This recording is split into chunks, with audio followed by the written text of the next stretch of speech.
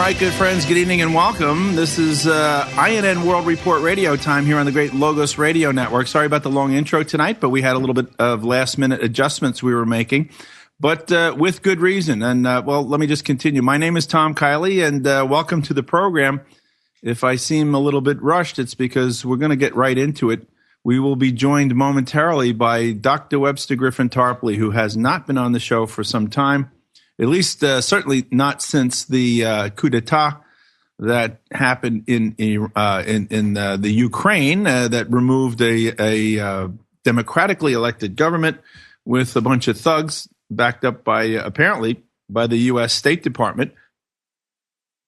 And you know Webster's going to have a lot to say about that, and he has been saying a lot about it. But I feel I owe it to the INN World Report listening audience to bring him here on this show so we can speak with him directly. It is, after all, an evolving situation. You are being given lots and lots and lots of official United States government propaganda on this. The very terms in which a lot of these events are being couched are loaded terms, are terms that are counting on the fact that you probably don't know that much about the region and what goes on there. For instance, that you don't know about the fact that the Crimean Peninsula was a part of Russia for most of the last 300 years or so, and that the Soviet Union gave the Crimea back to the Ukraine as an autonomous region back in the 1950s, I believe. And that most of the people there are ethnically Russian, speak Russian, and they don't want to have any part of this coup that happened. And so they voted to return to Mother Russia. Now, with a democratically elected referendum that was approved by something like 96%. Now, hold on to your children, because the warmongers in Washington have taken those events that I just described and have described it as Russia's grab of the Ukraine. Okay, Russia moves into the Ukraine. Russia takes the Ukraine. That's absolutely not true. The people there voted to rejoin Russia. Now, if the United States government's going to recognize as legitimate the illegitimate government in the Ukraine, which came into power without an election, how can they then tell us the desire of the people of the autonomous region of the Crimea, who have voted democratically to quit that illegitimate government? How can they tell us that was not legitimate? Anyway, those are the kind of things that we're going to be talking about when Webster joins us on the program tonight. I got a news flash from him, actually, an email from him this afternoon. As is typically the case when you have a putsch, that's the German term for it, for a coup. Oftentimes you're using guerrillas or, brown shirts, as they were called, the SA in Germany, the thugs that break heads and kill people and get rid of anybody who is in the way of the fascists that they are putting into power. But once the fascists achieve power, a lot of times these guys are no longer necessary, or in fact even a detriment, because they draw a lot of unwanted criticism and attention, and they're killed. And that's what happened in Nazi Germany. They called it the Night of the Long Knives, where Hitler's inner circle decided that they could no longer control these thugs, and that these thugs were, like true believers, who thought that they could run the show. So there was what they call the Night of the Long Knives. Well, there's evidence that maybe that's happening now. But you know what? Why should we talk about it in these terms when Dr. Tarpley is with us? Let's go live now. Good evening, Webster. Are you there? Hello, Tom. How are you? I'm fine, Webster, and it's been long overdue. We've been curious to hear what you have to say about this putsch in the Ukraine. What are you covering? What are you focusing on these days as far as that goes? Well, first of all, the parallel that you've just mentioned, I think, is very important. The so-called Night of the Long Knives. Maybe people need to look back at the history of the Third Reich and Hitler and the Nazis. If you remember, that the brown shirts, the so-called stormtroopers or Sturmabteilungen, were the way that Hitler bashed his way to power in Germany by, clearing the streets of communists and workers and unions and social democrats or any other party, and that this was a group of thugs and criminal types, sociopaths, deviant personalities of all sorts, and that was called the SA, the Sturmabteilung, and there were a lot of people in the SA, notably their leader, a guy called Ernst Röhm, Roehm, who were talking about a second revolution. After Hitler seized power in January 1933, the SA wanted a second revolution, and the second revolution was, we're now going to kick out the heads of the banks, the companies, and the army, and we're going to take those jobs for ourselves. And Hitler felt that he wanted to keep the officer corps and the top industrialists and bankers on his side, and that he couldn't allow this second revolution. So he arranged for the murder, right, the machine gunning in many cases of the top leaders of the SA, including Röhm himself and a number of other people that Hitler wanted to get rid of. And that happened in July of 1934, so about a year and a half after the original seizure of power. And that seems to be what we've got going on already in Ukraine with the killing of this guy Muzychko. Muzychko is a well-known Nazi thug, and you may have seen him on television. He goes into government offices, beats up government officials, state prosecutors. His thugs have gone into the office of the head of the national television and beat him up and forced him to resign because he put Putin's speech on television. This Muzychko, by the way, is somebody who went to Chechnya in the 1990s and joined with the Chechen terrorists, right? The guys who blew up the Boston Marathon, paid for by Saudi Arabia, but they were killing Russians. And Muzychko thought that if they were killing Russians, then he had to go there. And he's accused of actually killing 10 or 20 Russian soldiers who were prisoners of war back during the 1990s. So this character is a monster. And he'd been running wild, and he'd been getting a lot of international attention. And he was just, according to most accounts, he was just killed today. And he was, of course, an important leader of the so-called right sector. And the right sector was the Nazi-fascist organization, which was the leading force in this Maidan, right? This public square that was occupied in the middle of Kiev by these street fighters and thugs most of the time. This guy Muzychko has just been killed, and there's still a member of that party, right sector. There's a presidential candidate who is also in the government.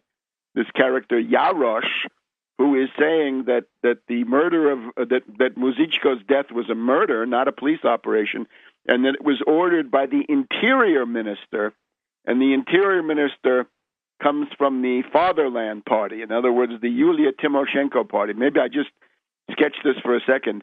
The people who now have power in Kiev are a group of kleptocrats and oligarchs oriented towards the IMF and the European Central Bank and the European Commission, right, the so-called Troika. And they are grouped around this awful woman, Yulia Tymoshenko, the gas princess, who is thought to be the richest and most successful oligarch of them all. And she was installed in power in 2004 by the Orange Revolution, a classic U.S.-backed CIA color revolution, masterminded in large part by the Brzezinski family, right? Zbigniew Brzezinski was the leading organizer, and his son Ian at that time.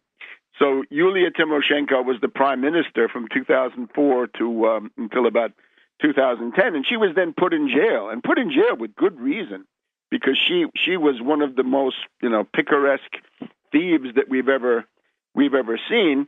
That party is the Fatherland Party, and they're the big winners in terms of the posts, right? The president, the so-called president of Ukraine, installed by this putsch, as you say, is this Turchinov, and he's from the Fatherland Party, and the Prime Minister Yatsenyuk, this banker, and presumably a Scientologist also, but they simply represent the international bankers. These are the apostles of austerity and looting and having the U.S. and the European Union buy up the tremendously valuable Ukrainian Black Earth region and all sorts of other things that they want to loot. But you have that group. Those guys generally are in suits. Then you've got this sort of respectable fascist party. How can I say it? Not respectable, but they're not exactly the street hooligan type, right? These guys also appear in business suits, or can at least, and that's Chanibok and his group. They're the so-called Svoboda Party.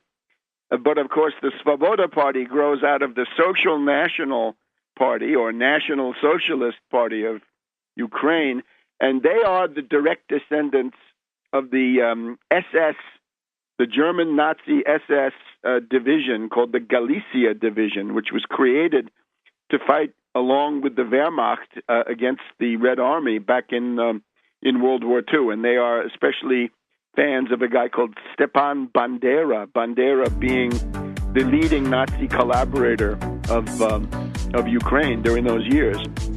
And somebody they've been trying to refurbish his image, even though he's been declared a war criminal, I guess, by the UN. Webster, hold on right there, because we have to take a break. Friends, Webster Griffin Tarpley on the show, and as you can hear already, we're getting a very, very fine roundup of what's really going on in the Ukraine. We'll be right back with him just after this. All right, good friends. Welcome back, Tom Kiley, INN World Report Radio. Let's get right back to it. Dr. Webster Tarpley on the line with us. Dr. Tarpley, apparently this never-ending war on terror isn't enough for these neocons. They want to revive the Cold War as well. And but why don't we get back to it? You were giving us a little bit of the history and some of these players. You're certainly right. The neocons, especially William Crystal, right? They're of course reviled and hated and execrated by the American people. Right? This plague, this I don't know what. They've inflicted these useless wars on the American people, right? Their hands are dripping with blood. They're the architects of national decline, and all they can do as one-trick ponies is to propose more war. In the past, the neocon virtue in the past was they would only want to pick on defenseless countries, right? Countries that were essentially unable to defend themselves. Now they're messing with Russia. This is very different. People should have no doubt. Russia can blow your head off any time. So don't mess with Russia. It makes no sense. You treat Russia like a banana republic. It's a nuclear banana. So be very careful, right? And it's time to run a few neocons out of town on a rail, or to reinstitute tarring and feathering or something like this, because this is simply intolerable. And we've been through it before, and now they're proposing to do it on a colossal scale. But the main weakness in the pro-war or interventionist argument, or this constant appeal to some kind of macho, schoolyard, infantile sensibility, is that the people who have seized power in Ukraine are Nazis. They are fascists. They are Nazi collaborators. They're friends of Hitler. They're left over from people who should have appeared at Nuremberg or otherwise, right? And of course, after World War II, these Nazi dregs passed into the camp of the CIA, and in particular, this Stepan Bandera, right, went to work for the CIA at Radio Free Europe and that complex in Munich, which I think the complex has moved to Prague in the meantime, but it used to be there for many years. And what Stepan Bandera did was, this was international terrorism. In other words, he was masterminding assassinations of political and industrial and other leaders in the Ukrainian SSR for a good 10, 12 years after the end of World War II. So again, what you have today is a layer of people who are genocidal, to be sure, typified by this Yatsenyuk, who came to the White House. They're generally, they're generally in business suits. Then you have this Svoboda or Freedom Party, They are the keepers of the grail of Stepan Bandera, and that's this awful Chanibok, who Chanibok has been the object of scholarly works. I mean, he's a case study for scholars interested in European fascism and neo-Nazism in the most recent decade. And this group, the Svoboda, has been condemned by the European Union in one of its forms for being anti-Semite, racist, ultra-nationalist. Nationalism, by the way, in the Russian-speaking area means something much uglier than it might to us, right? Nationalism, maybe not that bad, could even be good. But when you get that in the Russian Eastern European area, to be a nationalist is generally not a good thing. So you got this Svoboda, and they have a number of ministers in the government. And then the real hooligans, the not in business suit, actual street fighting Nazis of this right sector, and that's where we have a guy called Yarosh, who is on the National Security Council. He's part of the group that oversees the police and the army. And then you've got Muzichko, who has just been liquidated, and a couple of others, right? This is a party, one of their guys, I think his name is Tarashenko, has called, as indeed Svoboda has called, for the nuclear rearmament of Ukraine. So you want to have a clique of fascists and neo-Nazis who would be armed with nuclear weapons. And that's what the State Department is backing. And the idea of it is this awful Victoria Nuland, right? This skank of the State Department with her dirty mouth, right? You remember what she said, blank the European Union, or obscenity verb the European Union. That's her. And at one point she boasted, the United States has invested $5 billion in this neo-Nazi apparatus in Ukraine, which she would call civil society. They're not very civil, though, public diplomacy and so forth. So you're seeing your tax dollars at work. The State Department, believe it or not, have chosen to try to create an anti-Russian opposition in Ukraine using this money. And, of course, what you're now looking at is the second generation of the 2004 color revolution, right, the Orange Revolution, which kicked out one group of, I suppose, kleptocrats, but put in another group of more aggressive kleptocrats who had, from the U.S. point of view, the benefit of being Russophobic, right? And that would be the group that's now represented by this awful Timoshenko woman, right? The one with the blonde braids. Although when she got out of jail, you could see she's not really a blonde. She's a bottle blonde, apparently. Can I ask you a quick question, though, Webster? Correct me if I'm wrong, because a lot of people are waking up to this history now, and they're finding out about this neo-Nazi connection. But correct me if I'm wrong. This is a direct lineage right back to when the Nazis actually invaded Russia and the Soviet Union. In 1941, it's an unbroken lineage through the Galen organization that was imported, as you say, into the CIA. And the CIA has been working with these people, harboring them, bringing them back to the States, keeping the dream alive, killing Russians with them, some 35,000 estimated by Frank Wisner. And it's straight on through to today. This isn't they just happened to bump into some neo-Nazis in the last couple of years, correct?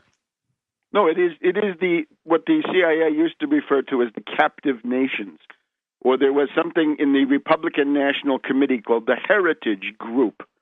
The leader of that was as an Italian from the P2 Lodge. He was an important guy at the Republican Party side. But basically, it's the Allen Dulles captive nations apparatus. And for Ukraine, a lot of that captive nations apparatus is still there. A lot of the people you see representing, Ukrainian world congresses or national congresses or other organizations with Ukraine in the title. Those are the CIA captive nations people, and this, of course, it's coherent with the entire approach of the CIA and the State Department to Russia, right? Which is, you have to give Putin his due. It's implacable hostility.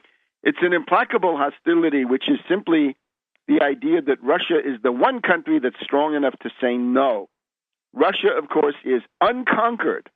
If you look for unconquered countries in today's world, you come down to Russia, the United States, Great Britain, maybe. The other ones have all been overrun. And there's something special about the spirit of the ones that have not been overrun. And Russia definitely has this. And it seems to me, right now, today, I would like to make the case that Russia is in many ways in the right. Let me just make an excursus into that, if I could. I think people ought to be sympathetic to what Putin is trying to do. If you look at the last 25 years or so, you see something that you don't find in history that much, which is a period of more or less total world domination by a single power. You had it maybe when Spain dominated the world from about 1530 or so until about 1650 or 1660. But there was always some kind of an opposition, right? Be it from the Dutch or from the French or whoever it was. And what you see today, since the fall of the Soviet Union, it was a tragedy. Putin is right. It absolutely was a tragedy because it went too far. It didn't need to go that far in terms of the collapse, right? The Soviet Union could have gotten rid of the Baltic states and some of the Caucasus states, and the rest would have been happy to remain.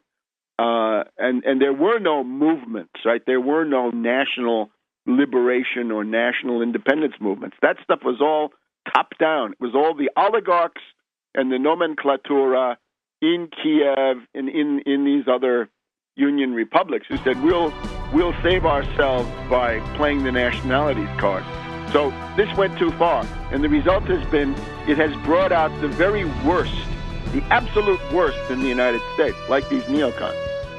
When it could have brought out the best and said, okay, we're the last one. Let's settle this peacefully and fix it so there are never any more unipolar powers. But let's talk about that when we get back. Webster Tarpley with us. Quick break. We'll be right back with him just after this. All right, good friends. Welcome back. Bringing home the bacon, that song. And that's exactly what we're doing tonight. Dr. Tarpley on the line with us. We have not had him back on the show since the putsch in the Ukraine. And that's what we're talking about. Webster, before you go back into this great, all these connections to history, could we talk just for a second about the neocons, who are back on the ascendancy, appears in Washington after being trounced with their bad advice about Iraq and so forth. Now this Victoria Nuland, they're back. Susan Rice, Kerry, all this stuff. And they're getting us into they're trumping themselves. Terrorism is not enough anymore. They want to revive the Cold War. Where does this Victoria Nuland come from? Well, Victoria Nuland individually comes from a very interesting family. Her father is a doctor, a medical doctor, and unfortunately I don't have this reference right in front of me, but you can look him up. He's the author of a book called How We Die, and it is a detailed and rather gruesome description of what it's like to die in various ways, right? From cancer, from a heart attack, from other things, a stroke, whatever it is, right? How you die, what it's like. What it feels like, what it looks like, what's going on, and so forth. And this father of hers turns out to have been a physician, and as soon as he got his medical degree, which I think he got from Harvard, he fell into a deep depression and he was considered for a lobotomy, but then had repeated applications of electroshock. So that's the world that she grew up in, and his father, her grandfather, was a guy who died of chronic syphilis. So that's her family tree a little bit. And of course, now she's married to Donald Kagan. Have I got the right Kagan? No, maybe it's Robert Kagan. I can't keep these Kagans separate. I believe Robert Kagan. Robert Kagan being the top foreign policy advisor to Mad Dog Romney in the previous campaign, the guy who taught Romney to say that that Russia was the greatest geopolitical adversary of the U.S. And you'll remember that there was in the Romney campaign that was already a regroupment of the neocons. Thank God we don't have Romney. We'd already be at war with Syria, with Iran, and with Russia if we had Romney, based on what they said. And you remember even Ryan got a neocon handler, Dan Senior, the former spokes for the occupation of Iraq, and we had Robert Joseph. We had others, right? Famous neocons, maybe of the second rank, who have now striven up to the top rank. Anyway, as soon as you have geopolitical trouble, the neocons smell the opportunity for promotions, appointments, professorships, money, prestige, get back on TV, all these other things. And that is simply what's going on. Somebody like Danielle Pletka of the American Enterprise Institute, who was, they put her on C-SPAN once or twice, and she was practically hooted down, right, because of her disgusting antics in the run-up to the Iraq War, right? People remember these things with great bitterness, but they now feel re-energized, and they're making a comeback. And you can see that inside the State Department and other institutions, there are enough neocons who have, remained in place so that they can now come out. And also they hate Russia. In other words, they have a deep, abiding hatred. Remember, in 1992, Paul Wolfowitz wrote this study saying that Russia would remain a deadly enemy. This was the only country that could resist the United States and inflict, severe physical damage on the U.S., blow the U.S. up, in effect. And he said that's unacceptable. So they're always going to be an enemy simply because they can say no. So this is extremely unwise. What you need in international affairs, and this may not appeal to young people, but this is the sum of my wisdom after quite a few decades of looking at this. You want to have approximate balance. The fact that the U.S., that the others have been so weak, frankly, right? I would criticize the rest of the world. Why did you let yourself get so weak? What fools you are, because you've let the U.S. run wild. You've accepted this unipolar world. Putin is one of those who didn't want to accept it, but had to operate within it. And now I would say the events of the past 6 or 8 months have gone very far towards replacing this very lopsided unipolar world with a more balanced system where you've got the U.S. and the NATO people and Japan on one side, but then you've got this group that is going to take shape around Russia, I guess, as political leadership on the other side. And certainly there have been problems on the Russian side too. You had a whole group in Russia around Medvedev who were inclined to accept the unipolar world, right, and simply do the best they could within that. Anyway, right now, the simple summary of the Ukrainian crisis is... Well, one second, Webster, before we... Hold on, Webster, yeah. Before we totally vacate the point, you were starting to tell us a little bit more about the neocons.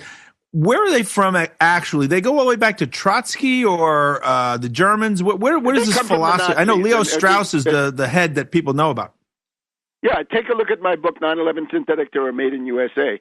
And what you'll see is that the ultimate source of the neocons are people who call themselves the conservative revolution. It's a term coined by Hugo von Hofmannsthal, who was the librettist for the operas of Richard Strauss, I guess. The conservative revolution. What does that mean, conservative revolution? It means right-wing reactionary radicalism that does not orient towards traditions or conserving anything, but rather wants to create a new monstrous world, quite apart from any tradition. And this is why it's so wrong to call people like even the Republican Party. They're not conservative; they're reactionary, and many of them are proto-fascist. So it goes back to Carl Schmitt. Simple description of him: Hitler's lawyer, Hitler's legal expert, the guy who defended Hitler when he was sued or put on trial or whatever it was for various things. That's Carl Schmitt. And he had an admirer who happened to be Jewish and therefore couldn't go far in the Nazi world. This was Leo Strauss. And Carl Schmitt got Rockefeller grants for Leo Strauss to come over to the University of Chicago and some other places, I guess St. John's of Annapolis, but mainly at the University of Chicago, where he became the ideologue of this neocon school, right, where people like Wolfowitz and many others came out of it. Now it's a whole spawn, right? It's a pervasive academic or quackademic network. So they're there, right? And they're now coming out of the woodwork. But let me just get back to the irony being that many of them are Zionists and are identify as being Jewish, yet they apparently have their roots so close to Adolf Hitler through Hitler's lawyer. As that's right, isn't that interesting? It shows that many of the ideological categories are fraudulent. But reality is that there's an affinity of these neocons for these Ukrainian fascists. The irony being the Ukrainian fascists are some of the most outspoken anti-Semites you're going to find anywhere in the world. I would also point out, when you look at somebody like Barroso, the head of the European Commission, right? What's his affinity? Well, his lineage is back to Portugal under Salazar. In other words, this other kind of fascism that was going on in Portugal. And from that Salazar fascism, we also get the current wife of John Forbes Kerry, right? Teresa Heinz Kerry comes again from the world of Salazar fascism in Portugal. So things are not what they seem. But look, from the Russian point of view, what does it mean? You've been invaded by Napoleon. You've been invaded by Hitler. Where do the invasions go? Well, they go through Ukraine. They go through Belarus, right? White Russia. That's under, I think, a pretty firm hand with Lukashenko. But Ukraine is this typical area that has swung back and forth. Right? It's been fought over. Think about Alsace-Lorraine between France and Germany, right? Going back and forth, part of France until 1870, then part of Germany until 1914, then part of France, then part of Germany, on and on, now part of France. Get the idea? It's an area that's been fought over, swung back and forth. It's a buffer zone, a buffer state. Hold on, that music means we got to take a break. Right back with Dr. Webster Tarpley, friends, author of Synthetic Terror, 9/11, Synthetic Terror, and many other books. We'll be right back with him just after this. All right, good friends, welcome back. Now, we've got about 2 more segments with Dr. Tarpley, so let's get right back to it. Webster, I think we sort of ran down some of the history, and these neocons are back in the saddle again and not content with an endless war on terror. Now they want to revive the Cold War. Let's not overdo it. Look, I would just point out a couple of things, right? By now, everybody knows that Obama is more or less a bum, right? He's more or less incorrigible. He's a sellout. He's a Wall Street Democrat. He's a Wall Street puppet, and so forth. But when you look at what he's done, right, concerning Syria, he got himself to the brink of a pretty serious war, and Putin threw him a lifeline, and Lavrov. And somehow Obama had at least the sense to come back from the brink. And I think that's where the neocons went wild, because they thought they already had a war guaranteed, right? That there was going to be the bombing of Syria, and that was going to blow up the Middle East. And, with their obsession with Israel and so forth, they thought this was highly desirable. So the neocons have been berserk since last September, right? And we also know in the meantime that supposed gas attack was not at all the work of the Syrian government, and perhaps something of a mystery, but certainly no reason to bomb Syria coming out of that. So I think in that case, Obama, he saw that the Congress was against it, that the American people were against it, so he backed off. And similarly today, right? 56% of the American people say the most important thing with Ukraine is don't get involved. The most important thing is not putting up a strong front against Russia. What is this stuff? This, are you going to let Putin get away with it? This is absolutely infantile, right? This is crude, stupid, adolescent, macho nonsense, right? Who cares? Can you imagine? I would urge people to go and watch that movie The Day After, right, with Jason Robards, where Kansas gets blown to kingdom come by ICBMs. Take a look at that, and then look at the face of Yatsenyuk and Yarosh and Chanibok and ask yourself, is it worth it? And you're going to say, no, it's not worth it. Well, or better yet, get your children or grandchildren in front of you, and then get the portraits of Chanibok and Yatsenyuk and ask yourself which means more. Isn't it worse than that? Webster, isn't it even worse than that when we say, who cares? This isn't something that was going on in and of itself, and now we're saying, who cares? This is something that half the brain that's hidden from the American people created. And the American people are saying, who cares? Absolutely. It wouldn't even be happening if Victoria Nuland hadn't invested $5 billion in it, would he? Yes, and she has been, Strobe Talbot, going back to Clinton. She was in the State Department in the Strobe Talbot era, as he wrote about the other day.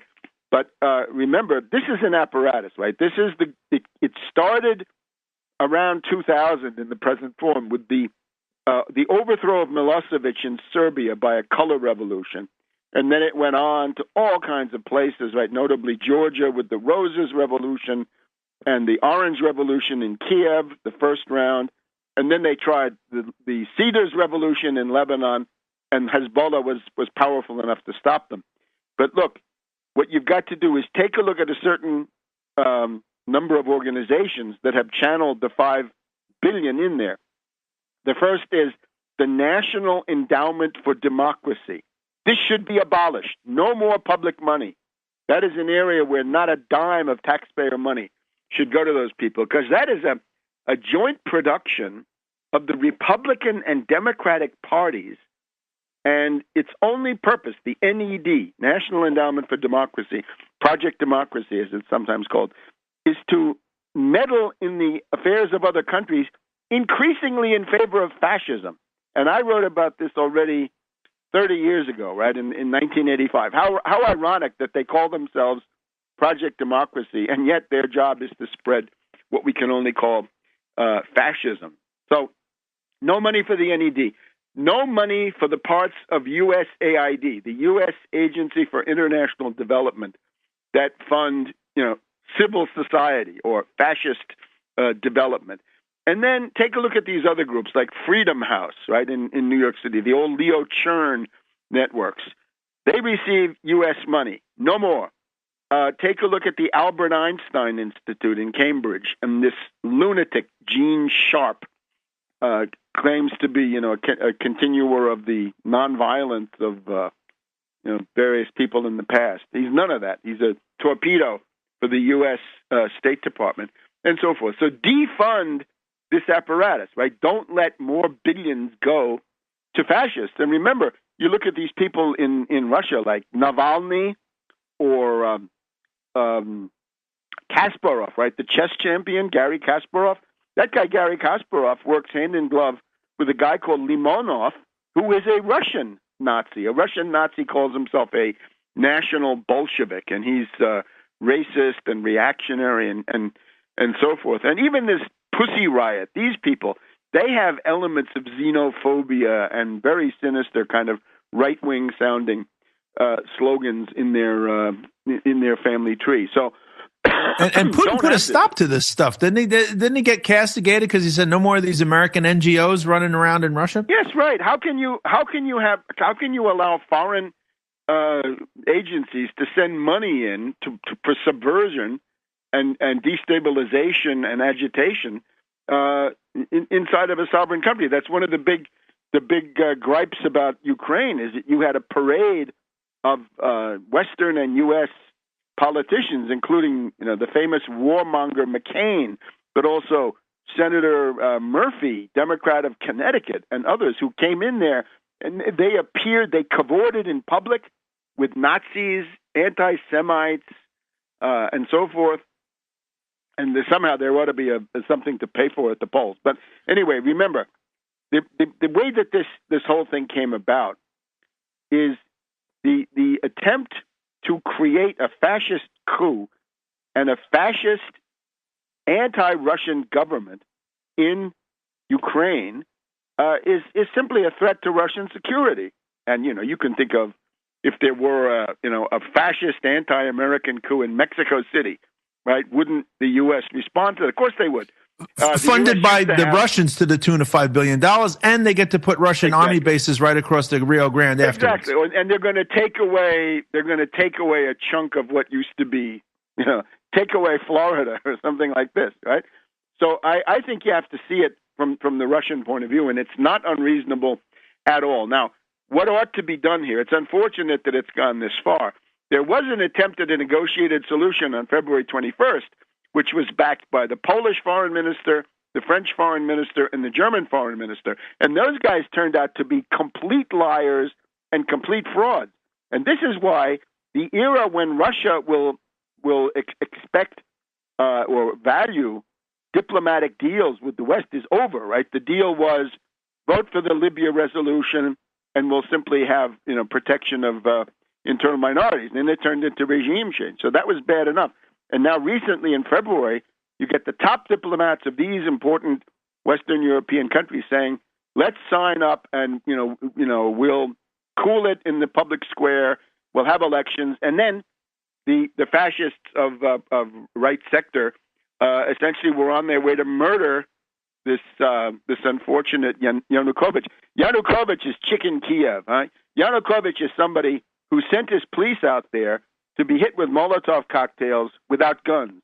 And the idea of sending unarmed police into that kind of a meat grinder, that is simply just irresponsible. And he earned the title of Chicken Kiev. Right? He should have cracked down and imposed law and order much sooner. Any government, any normal government in the world would have done that. But now, what's the answer to all this? Well, I'm glad to say that both Henry Kissinger and Zbigniew Brzezinski agree that Ukraine should not be part of NATO.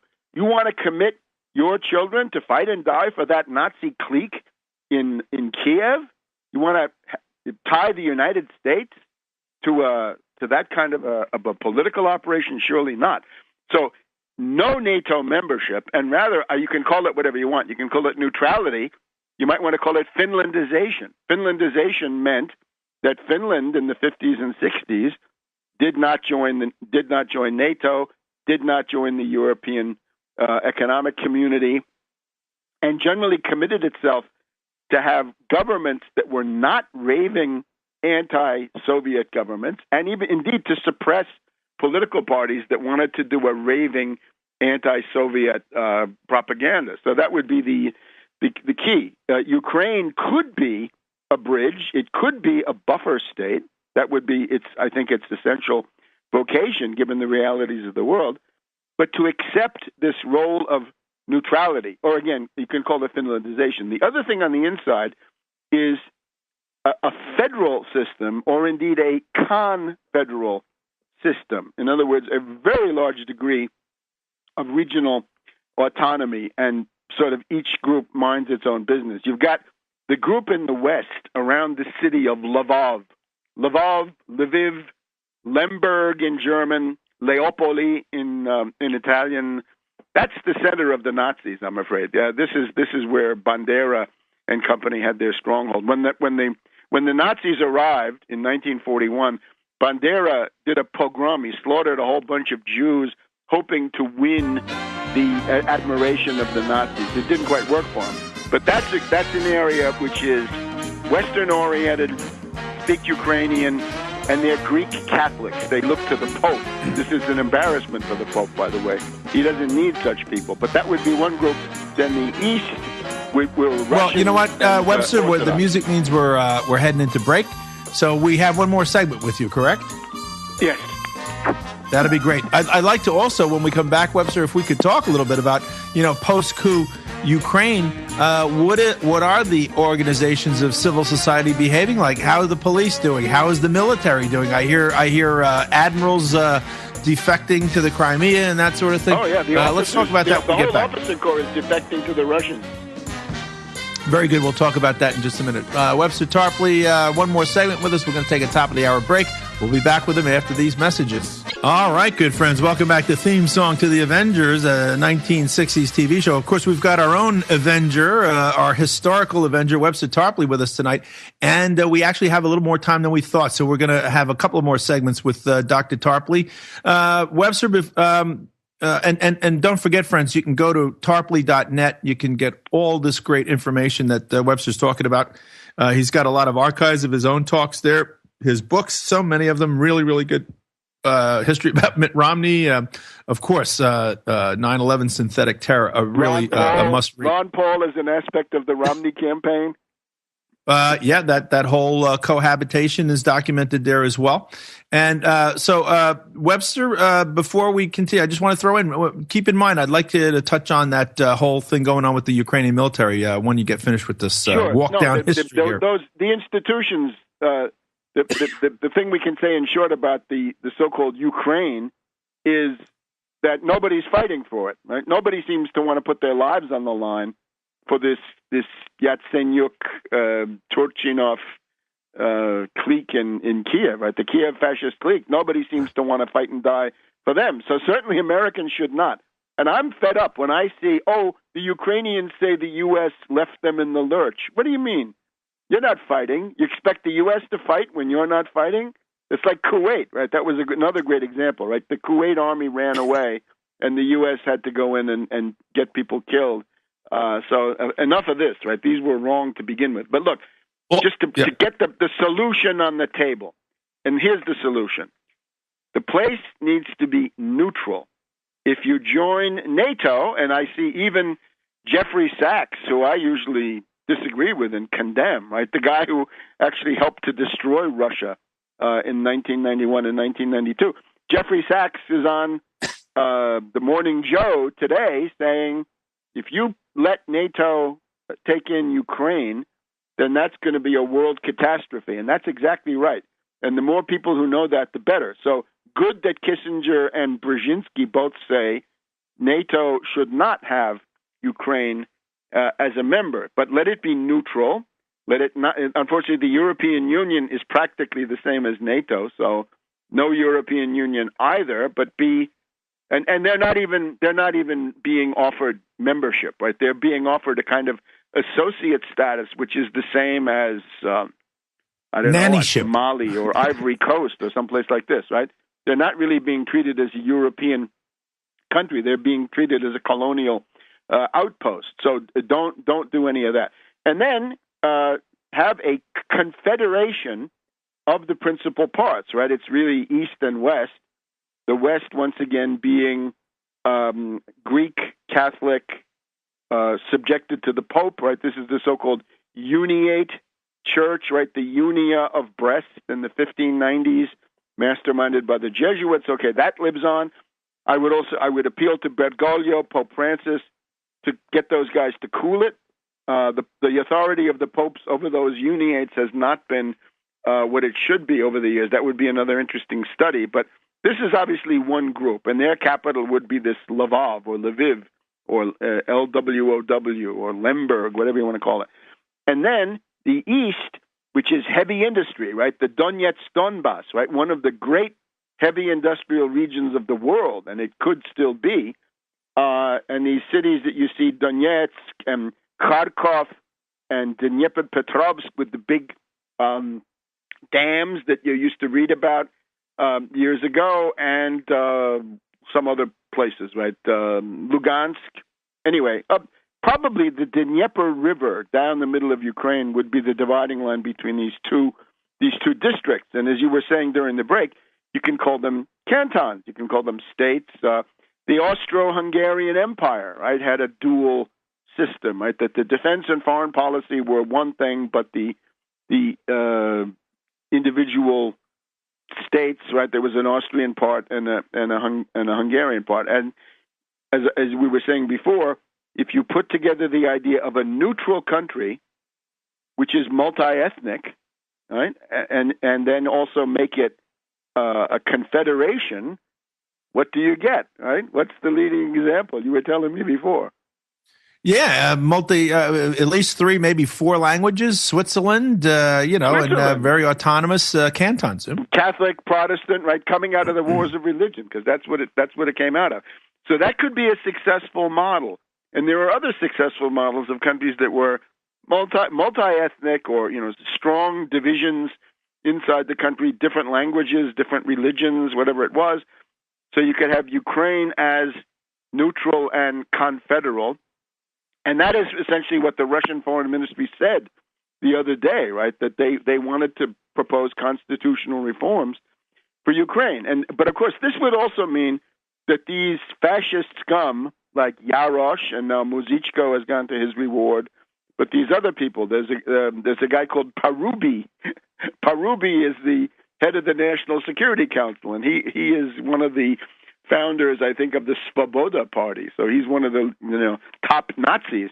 And when they put him in the newspaper here, they don't tell you Nazi leader. They say, leader of the democratic new Ukraine. Well, no, he's not that. So this would be an example. Now, the underlying thing, though, is economic crisis, because the energies that you see unleashed in this Maidan and the availability of unemployed young men to go there in certain numbers, this is only thinkable in terms of an economic breakdown, which is what we continue to have in the world.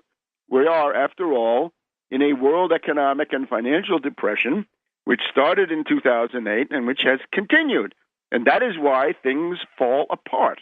The world crisis that you see, with all these manifestations, upheavals in so many countries, going through the ringer and collapsing in some cases, the only way to explain this or to understand it is that these are symptoms, ultimately, of this world economic breakdown crisis. So you got to deal with that.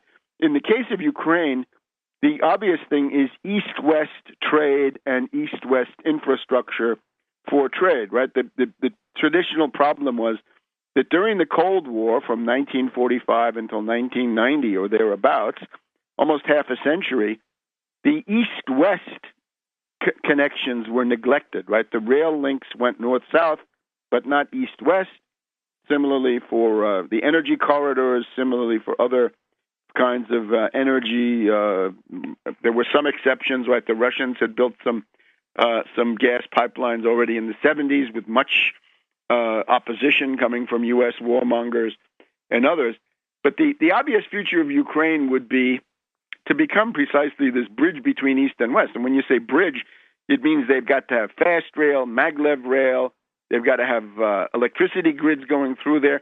They've got 18, I believe, nuclear reactors. Chernobyl was in Ukraine. And if you don't want that to be repeated, you've got to rebuild those reactors, right? They've got to be modernized, build new ones, build fourth-generation high-temperature pebble-bed nuclear reactors to replace the ones that they have, and then let them sell that energy to these unfortunate countries like Germany that have decided not to have any more, and Italy's still in that same group. So the place could have an upswing, and then you look at this Donetsk, Donbass, right? The area in the Don River Basin, all the way in the east. That's where you have these huge coal and steel capabilities, which could be an important part of rebuilding the world, right? Obviously, you want to maybe de-emphasize the coal and get the scrubbers on there and whatever else, so you don't have people dying of lung cancer. But the idea is certainly clear that this could live again. So that would take investment. It sounds like you're going against the whole economic union of Europe, though. Aren't they like smashing all this stuff up? Aren't they driving Greece into the ditch? Aren't they going to drive the Ukraine into the ditch? Yes. Well, that's why you can't. This sounds great, but how come the Europeans aren't doing it? Well, you can't because the European Union has become this neoliberal monetarist monster, right? It's an engine of austerity and imposing the worst predatory forms of speculation, derivatives, and other completely parasitical forms of gambling, right? And calling that investment. And the European Union was successful in the earlier decades because it had very strong elements of social democracy, pro-union. Things were built into it strongly. It had a responsibility to raise standards of living, especially in peripheral areas, right? And it also had a strong Catholic social doctrine input, and that's all been swept away. And this gets me back to my question about Putin. The real wages in Western Europe and the United States were higher when the Soviet Union was strong.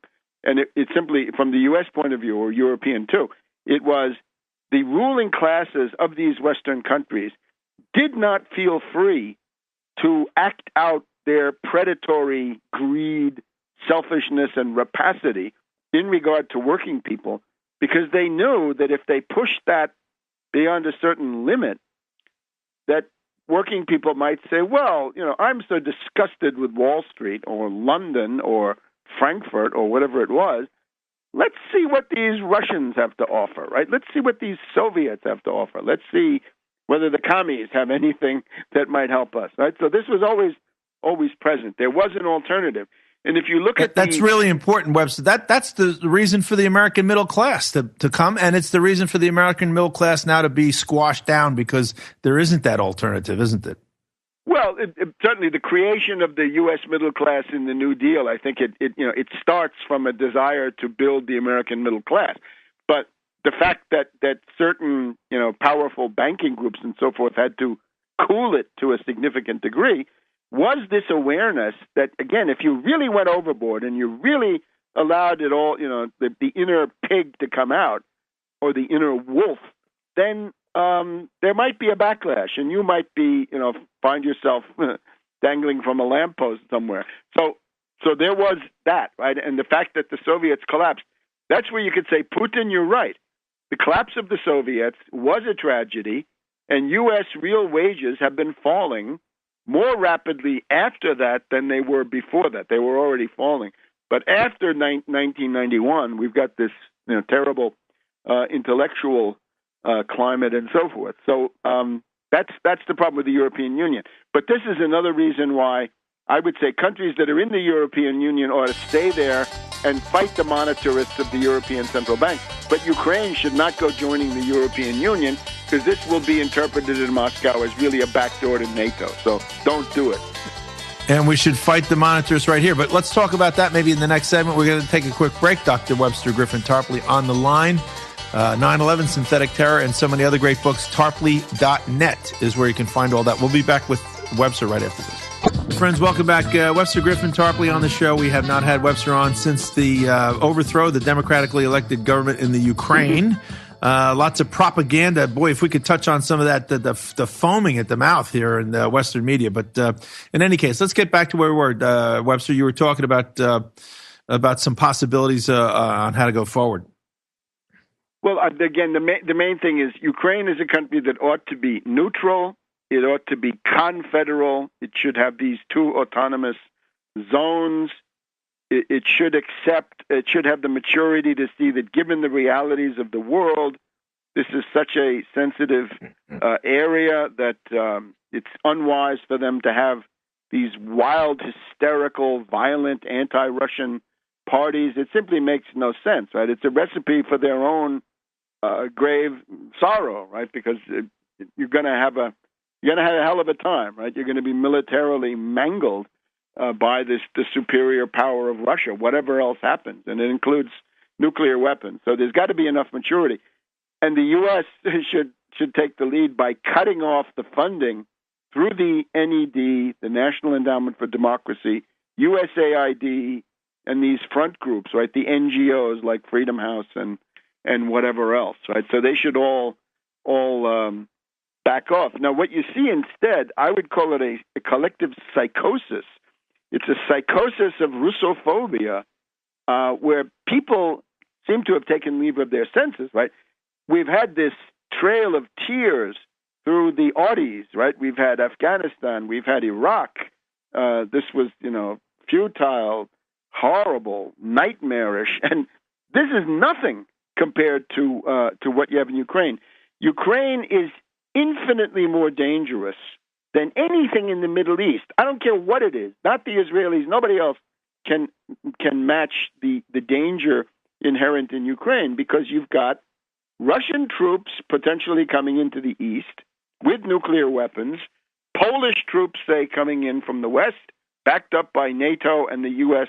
nuclear deterrent. So the one place in the world where you can get a direct clash of two nuclear superpowers is Ukraine and Belarus and maybe these little Baltic states where the Nazis are also very much in evidence. But they seem to have remained somewhat calmer, although they have explosions of Russophobia from time to time.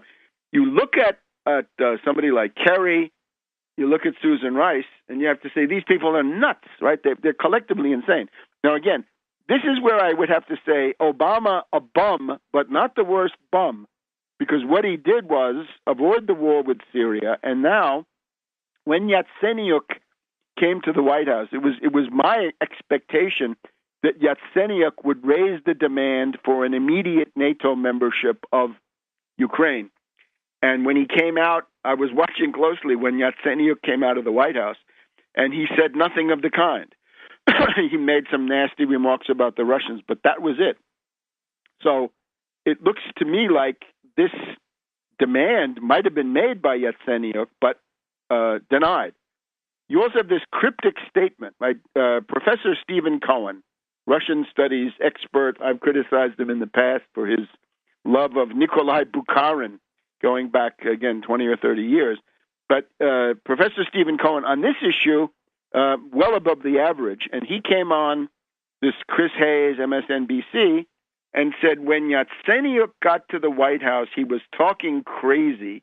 The White House gave him a history lesson, and when Yatsenyuk came out, he was not talking so crazy. He was somehow muted compared to the way he went in. Now, I don't know what that refers to, but I would assume that this character, Stephen Cohen, right, the husband of Katrina vanden Heuvel, of the left wing of the U.S. intelligence community and The Nation magazine, that he has, this is some kind of an internal readout, right, some kind of a readout that the rest of us don't get to hear, and that somebody had told Yatsenyuk, cool it, Sonny, because, you know, and probably also, don't start shooting Yatsenyuk, right? You start shooting, you're on your own. We're not going to be with you. We don't have an alliance with you. We owe you nothing.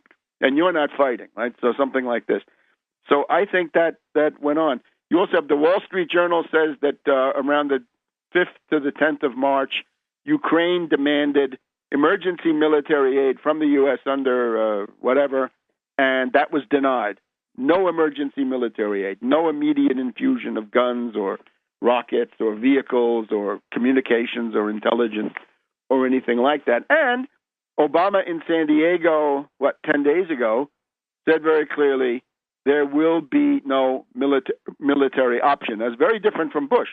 Bush always went around saying the military option is always on the table. Here's Obama saying the military option is not on the table. Well, it was easy for Bush to say he wasn't butting right up against Russia either. Let me ask you something real quick, though. Through this the Georgia crisis of 2008, there was, remember, Cheney wanted to bomb Russia. He proposed, he said, look, the Russians have to come through this tunnel. We'll bomb the southern edge of the tunnel, and the Russians won't be able to reinforce their peace. Cheney wants to bomb everything. But listen, though. But this is documented. This is in the book. Right. Now, listen, it's so clear. This is such a dangerous situation. And these neocons, surely they know that. So are they just trying to punish Putin for ruining their show in Syria? They're going to take it to a certain point and that's it? Or are they, is it something more Strange-Lovian? Do these people really want to push it and, have a nuclear exchange thinking that we can come out on top? Well, I don't know, and I don't want to find out. In other words, how crazy are the neocons? Let me count the ways. Then you get into this area, 1914, 2014. There are elements of miscalculation on the part of some in 1914. The British clearly wanted a world war. There were people in Russia in 1914 who wanted a world war. There were people in Vienna who wanted a regional war. There were all kinds of people. And I'm sure we have God knows what today, but isn't that sort of like the case today? I'm not the shrink of any neocon. I understand, but I mean, if it's ultimately going to be, if one set of oligarchs is going to run the whole show, Russia has to be dealt with, China as well. And is this like, let's get it over with now before they get a chance to form a bipolar world again? Let's step back from this, from the psychological approach, but just say, we've had these moments before. For example, the Spanish Empire dominated the world, as I said, from winning the Italian peninsula in about 1530 or thereabouts until about 1650 or 1660. The loss of world domination by the Spanish Empire was something called the 30 Years' War, which I've written a large academic book about. And that, of course, was proportionally the worst war in European history, with about, 1/2 to 1/3 of all the people in Central Europe getting killed. That was the 30 Years' War. That was the fall of Spain and the coming of France. Then France manages to dominate most of Europe from about, say, 1655, 1660, the so-called Peace of the Pyrenees, until the War of the Spanish Succession and the Treaty of Utrecht, or Utrecht, about, 1710, 1715. So there you have a period of French domination, but this is constantly challenged by the Anglo-Dutch, by William of Orange, William of Mary, then of England, and this attempt to bring down Louis XIV and to defeat him. So there's another big war, right? The War of the Spanish Succession is one of the key causes of the French Revolution many decades later, but the horrible sacrifices of the French peasantry. Okay, then you get a period of British domination from, 1712 until, it goes through the Napoleonic Wars. During that time, France still exists as a challenger. But then in the Napoleonic Wars, Battle of Trafalgar, British get world naval supremacy, and the British dominate the world until the 20th century. And the breakup of the British Empire is your two world wars, World War I and World War II. Now we've had about 25 years of U.S. domination. Will the decline of that turn into a world war? That's the question. Well, it's getting a lot faster. One more segment with Dr. Tarpley. We'll be right back with him just after this. All right, good friends. Welcome back, Dr. Webster Griffin Tarpley. Webster, this is your last segment with us. I know you have to run. Anything you'd like to say to wrap it up? Well, I just urge people, given the fact that you ought to be able to see, if you're not blinded by hatred or ideology or libertarianism or Rand Paul or whatever it is, you got to notice. Or phony baloney left-wing politics. Fine, but yes, there are left-wing warmongers, right? The warmonger left, the pro-war left, is the heritage of the Obama administration. That's for sure. But those people, the MSNBC lineup, that's corporate, right? That's really the voice of General Electric and other defense contractors. But if you look at the profile of Obama is being reviled by neocons, libertarians, and all sorts of people for not being a warmonger enough. And I think this is exactly what the American people want, at least to some degree, right? Don't get involved. Now, the poor American schmuck doesn't know that the fascist coup was financed by the U.S. and set up by Victoria Nuland and this guy Pyatt, P-Y-A-T-T. Another neocon is the U.S. ambassador, and this neocon, these neocon vermin that we have running around the State Department and indeed the CIA doesn't know that. But the healthy instinct of the American people is to say, we want no part of this. And you look at Obama, he's really interpreting that desire as much as I think he can. In other words, I think if you look at some of these Webster, that you bring up a really important point here. Kerry ostensibly works for Obama. Rice ostensibly works for Obama. Nuland ostensibly works for Obama. Obama is saying no. They're all saying, what's wrong with you for saying no? Who's in charge here? Who ran this thing? Whose idea was it? Did Obama have to sign off on this project or what? Look, remember all of the stuff that we said about the secret government, the parallel government, the invisible government, the deep state, the rogue network in the 9/11 era. All of that is still there, right? You can see there's a constant purging of the military by Obama as much as he can to kick out lunatics, right? To kick out fascists, golpisti, people Putschists who want to have a coup, right? And then there's that whole Benghazi, right? What was Benghazi? Benghazi was an October surprise in September to install Romney, get Obama out, and go on some kind of a rampage of aggression. And thank God it didn't work. So it's not unusual to see that the bureaucracy does what it wants to do. And in particular, this color revolution bureaucracy that I'm proposing to defund and wipe out and mop up. That has a life of its own, right? That, as you were saying, that goes back to the 1940s, right? That goes back to the Galen organization making a deal with Alan Dulles, right? And it's an international thing, and you'd have to be a much stronger personality than Obama to take that on and wipe it out. So it continues, right? Although again, I think if you see this constant firing of proto-fascist generals and subversive generals and admirals and so forth, you can see that the Obama administration does do some things in that regard. But of course, he's very weak, and he's a tool of Wall Street, and he's weakened himself by proposing all of these austerity sellouts. So he's left there. But again, the thing that I find deplorable is so many libertarians and Ron Paul freaks who somehow they want to demonize Obama and blame this on him. I don't see it. If anything, the role of Obama in this has been to put the brakes on a whole bunch of other people that he's got around him that he's afraid to fire. Sure, and when Kerry came in, I think I was one of the very few people saying, "Oh my God, Skull and Bones is back." And that's Kerry, and look, this is going to be awful. And it has turned out to be horrendous, right, in those terms. Yeah, so, it's sort of like Hillary Clinton on steroids, It's even worse. Hillary Clinton on steroids. So I would urge people, identify the people who are the most aggressive warmongers and attack them.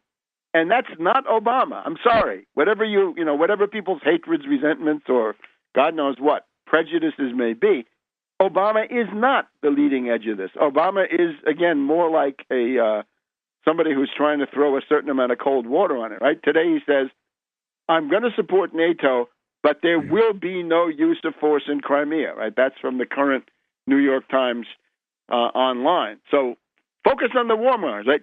Get Kerry out. Get Susan Rice out.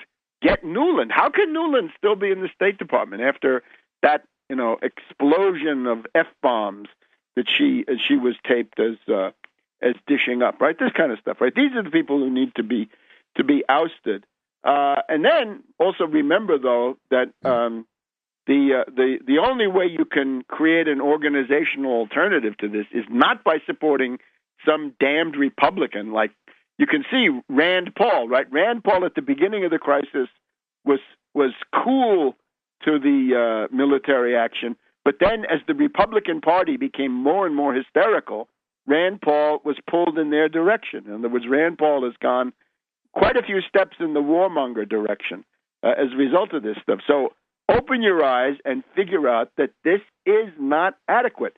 And you're going to have a mass movement, which is not primarily on foreign policy, but on domestic. And that is anti-austerity, roll back the cuts, preserve the social safety net, tax Wall Street, 1% Wall Street sales tax, and seize control of the Federal Reserve, job creation, right? Credit creation for job creation. We need 30 million jobs. So you got to have a global alternative. And the reason it has to be global is what I'm trying to say is the U.S. ruling class, the Anglo-American ruling class in general, are once again mad as hatters, right? We've seen it in the past. It has ups and downs. Sometimes they're calmer. Sometimes they have episodes. Sometimes they go into remission, right? We've seen it. They're not monolithic, but right now is a very, very ugly phase because there's something about Russia that simply drives them nuts. And this means that this ruling class cannot be allowed to rule. They've got to be ousted. They've got to be, put out to pasture, retired, whatever it takes. And that's a much bigger challenge for people than to say, well, my approach is to vote for Ron Paul or something idiotic like this.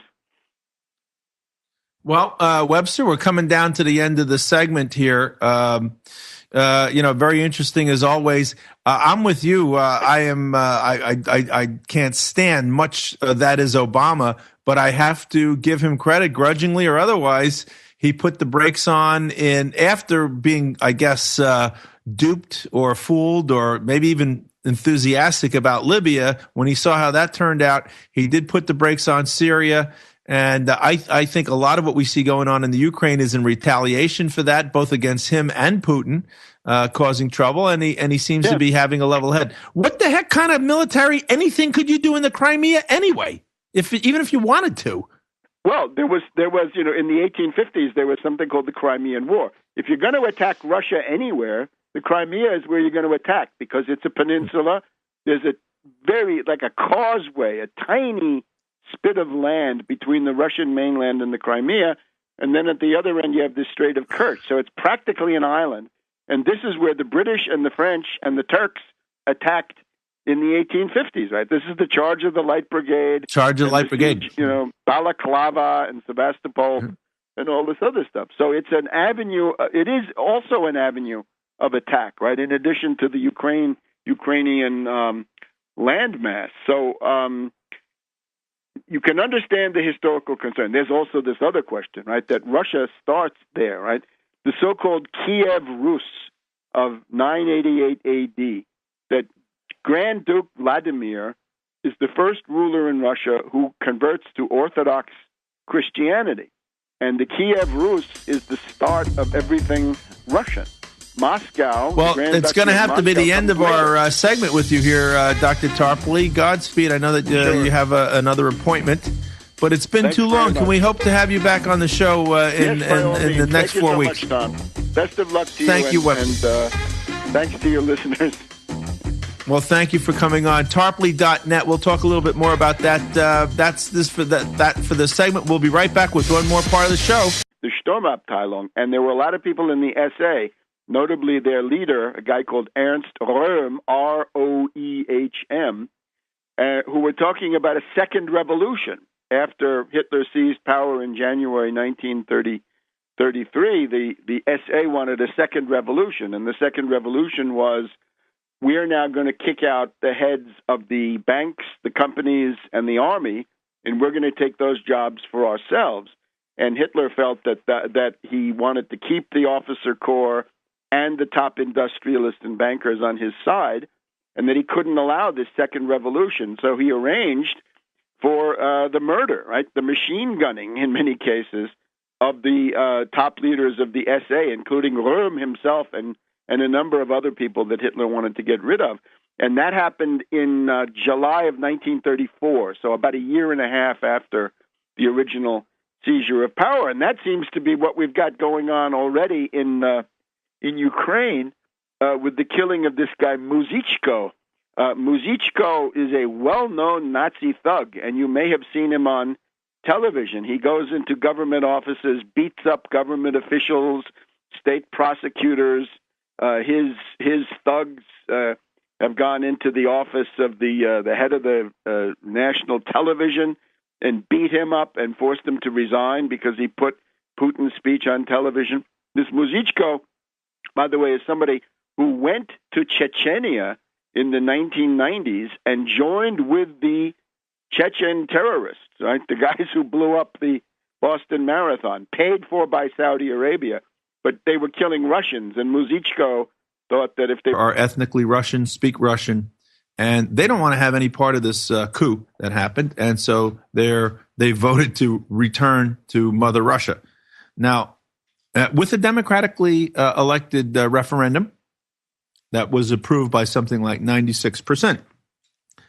Now, hold on to your children, because the warmongers in Washington have taken those events that I just described and have described it as Russia's grab of the Ukraine. Okay, Russia moves into the Ukraine. Russia takes the Ukraine. That's absolutely not true. The people there voted to rejoin Russia. Now, if the United States government's going to recognize as legitimate the illegitimate government in the Ukraine, which came into power without an election, how can they then tell us the desire of the people of the autonomous region of the Crimea, who have voted democratically to quit that illegitimate government? How can they tell us that was not legitimate? Anyway, those are the kind of things that we're going to be talking about when Webster joins us on the program tonight. I got a news flash from him, actually, an email from him this afternoon. As is typically the case when you have a putsch, that's the German term for it, for a coup. Oftentimes you're using guerrillas or, brown shirts, as they were called, the SA in Germany, the thugs that break heads and kill people and get rid of anybody who is in the way of the fascists that they are putting into power. But once we're killing Russians, then he had to go there, and he's accused of actually killing 10 or 20 Russian soldiers who were prisoners of war back there in the 1990s. So this character is a monster, and he'd been running wild, and he'd been getting a lot of international attention. And he was just, according to most accounts, he was just killed today. And he was, of course, an important leader of the so-called right sector. And the right sector was the Nazi fascist organization, which was the leading force in this Maidan, right? This public square that was occupied in the middle of Kiev by these street fighters and thugs most of the time. This guy Muzichko has just been killed, and there's still a member of that party, right sector. There's a presidential candidate who is also in the government. This character Yarosh, who is saying that the murder of that Muzichko's death was a murder, not a police operation, and that it was ordered by the interior minister. And the interior minister comes from the Fatherland Party. In other words, the Yulia Tymoshenko Party. Maybe I just sketch this for a second. The people who now have power in Kiev are a group of kleptocrats and oligarchs oriented towards the IMF and the European Central Bank and the European Commission, right, the so-called Troika. And they are grouped around this awful woman, Yulia Tymoshenko, the gas princess, who is thought to be the richest and most successful. The fascists achieve power. A lot of times these guys are no longer necessary, or in fact even a detriment, because they draw a lot of unwanted criticism and attention, and they're killed. And that's what happened in Nazi Germany. They called it the Night of the Long Knives, where Hitler's inner circle decided that they could no longer control these thugs, and that these thugs were, like true believers who thought that they could run the show. So there was what they call the Night of the Long Knives. Well, there's evidence that maybe that's happening now. But you know what? Why should we talk about it in these terms when Dr. Tarpley is with us? Let's go live now. Good evening, Webster. Are you there? Hello, Tom. How are you? I'm fine, Webster, and it's been long overdue. We've been curious to hear what you have to say about this putsch in the Ukraine. What are you covering? What are you focusing on these days as far as that goes? Well, first of all, the parallel that you've just mentioned, I think, is very important. The so-called Night of the Long Knives. Maybe people need to look back at the history of the Third Reich and Hitler and the Nazis. If you remember that the brown shirts, the so-called stormtroopers or Sturmabteilungen, were the way that Hitler bashed his way to power in Germany by, clearing the streets of communists and workers and unions and social democrats or any other party. And that this was a group of thugs and, criminal types, sociopaths, deviant personalities of all sorts. And that was called the SA. All right, good friends, good evening and welcome. This is INNN World Report Radio time here on the great Logos Radio Network. Sorry about the long intro tonight, but we had a little bit of last-minute adjustments we were making, but with good reason. And, let me just continue. My name is Tom Kiley, and welcome to the program. If I seem a little bit rushed, it's because we're going to get right into it. We will be joined momentarily by Dr. Webster Tarpley, who has not been on the show for some time, at least certainly not since the coup d'etat that happened in the Ukraine that removed a democratically elected government with a bunch of thugs backed up by apparently by the U.S. State Department. And Webster's going to have a lot to say about that, and he has been saying a lot about it. But, I feel I owe it to the INNN World Report listening audience to bring him here on this show so we can speak with him directly. It is, after all, an evolving situation. You are being given lots and lots and lots of official United States government propaganda on this. The very terms in which a lot of these events are being couched are loaded terms, are terms that are counting on the fact that you probably don't know that much about the region and what goes on there. For instance, that you don't know about the fact that the Crimean Peninsula was a part of Russia for most of the last 300 years or so, and that the Soviet Union gave the Crimea back to the Ukraine as an autonomous region back in the 1950s, I believe, and that most of the people there